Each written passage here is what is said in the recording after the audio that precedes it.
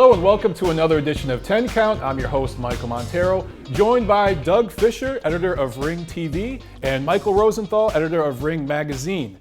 So on June 20th, Showtime's Shawn Porter won a decision over Adrien the Problem Broner in Las Vegas. It was at 144-pound catchweight. Doug, let me start with you. Considering now that Broner has had a couple of disappointments, the problem's been solved, would you say that that hype train's over with? Yeah, absolutely. I mean, I think he's at a stage where he has to reestablish himself and prove to the boxing public that he can maximize that talent that he has. I think his talent is undeniable, but there's obviously something missing. There's something missing in terms of the way that talent is applied in the ring. And I thought that, you know, he should have been considered the favorite going into that Porter fight, considering the catch weight. Yeah. I looked at it as an even fight without a catch weight, and I really thought with the catch weight, the odds were decidedly stacked in his favor. And I thought to a certain extent that Shawn Porter had a style that he could capitalize on. You know, that left hook that he caught him with in the final round, I thought he was going to be catching him with that hook throughout the fight. But he had problems with Shawn Porter's aggression and just really not even that great of head movement. But, you know, Porter just came, he worked a jab, didn't do anything really that special, moved his head a little bit, got inside, and what he really did was just he outworked Broner. And it just really made you question, okay, what's going on upstairs with Broner? Because we know the guy had a solid amateur background. You know, we know that he's defeated solid opposition. You know, he did win 3 titles in 3 separate weight classes probably before the age of 25. That's an accomplishment. I mean, all of those titles weren't, you know, legit. I mean, he was fighting for vacant belts against just guys or whatever. But, you know, I thought that he earned his decision over Paulie Malignaggi, and that was at welterweight. And I thought that he looked sensational at lightweight against the champion from Mexico. His name escapes me. Antonio DeMarco. I thought he looked sensational that night. So where is that Broner? He's not. It's either confidence. It's either the way he's training. I don't know what it is. Maybe he's still trying to live that lifestyle where he's this sort of pseudo rap star or just, you know, celebrity or whatever.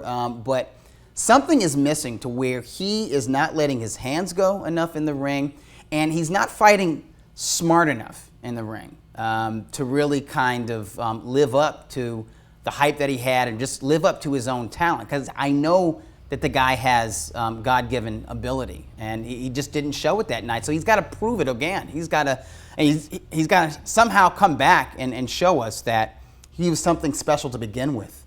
It seems like, Michael, it seems like since Broner took that first loss to Maidana, is he one of those guys maybe that made some money early on as a really, really young fighter, got a lot of hype, and then after that first loss, is he going to be changed? I think that remains to be seen, but I think what the story of Broner is that he's a great athlete. He's got a big mouth, which I guess is good for, you know, marketing purposes, but I'm just not sure how much of a fighter he really is. I'm not sure what he has inside here.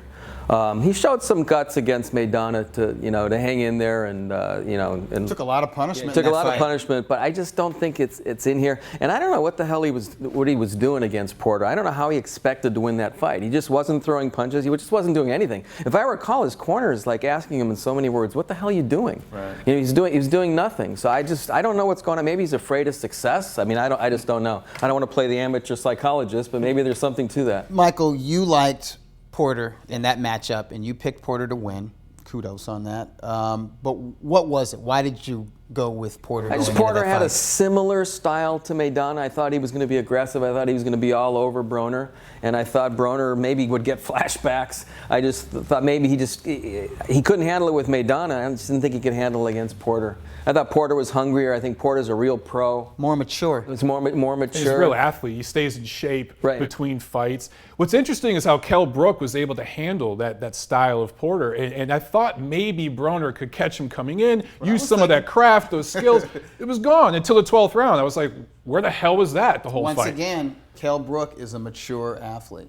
You talk to him, you're talking to an adult. You talk to Broner, you don't really get that sense that he's really with reality. It seems like he hasn't grown up, you know. I mean, he is, you know, he's in his mid-20s, but there's some sort of right. There's some sort of arrested development there. I mean, he's almost like an adolescent in many ways. Later on that night in Montreal, a really, really great middleweight fight between David LeMieux and Hassam Nadam. Guys, how good of a fight was this? And how sad is it that this wasn't on Fox Sports 1, but Fox Sports 2? A lot of people missed this fight. Doug, you called this one. Yeah, and you know, just to state up front, LeMieux is a Golden Boy Promotions fighter that was a Golden Boy Promotions promoted event in Montreal, and Golden Boy Promotions owns the ring, thus ringtv.com. So I was there working for Golden Boy, but you know, regardless, it was a terrific fight. And I loved the matchup for a lot of reasons. Number one, it was hard to pick a winner. Obviously, maybe a slight favorite was LeMieux because of hometown advantage, but it was a big step up in competition for David LeMieux, who struggled a little bit in December against Gabriel Rosado. So you figured against a guy as ring savvy and as tough and as experienced as Hassam Nadam, and given his style, we were in for a good fight, and we got that. And it really came down to the fact that these are two legit top 10 contenders who were trying to get, you know, climb those middleweight rankings. They obviously wanted the vacant IBF title that was on the line. It was a great matchup of styles. You had the come forward puncher in LeMieux. You had the gutsy stick and move man with Ndam. But really it came down to mentalities, and that was David LeMieux was trying to knock his man out in every round. And some punchers, they try to knock your head off for 2 or 3 rounds and they back off for a while, like let me not punch myself out. LeMieux, every round, every shot, he's trying to decapitate you. And in Ndam, you had a guy who simply refused to get knocked out. And when he would get dropped 4 times, he got up, and he wasn't just in survival mode. He was fighting and still trying to win to the final bell. So it was a terrific matchup.